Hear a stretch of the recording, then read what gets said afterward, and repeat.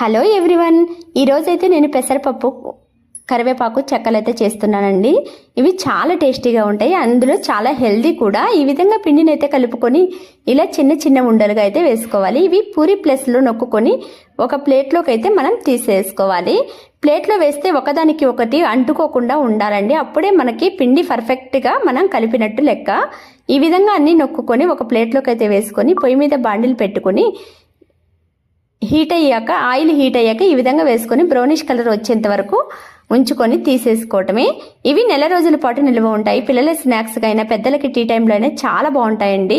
మీరు ట్రై చేయకపోతే ట్రై చేయండి. ఈ ఫుల్ వీడియో అంతా మన ఛానల్ లింక్లో ఇచ్చానండి. ఇంట్రెస్ట్ ఉన్న వాళ్ళు వెళ్ళి చెక్ చేయండి. అలాగే మన ఛానల్ని ఫాలో అవుతూ ఉండండి. ఈ షార్ట్ కనుక నచ్చితే లైక్ చేయండి. అలాగే మన ఛానల్ని సబ్స్క్రైబ్ చేసుకోండి. బాయ్.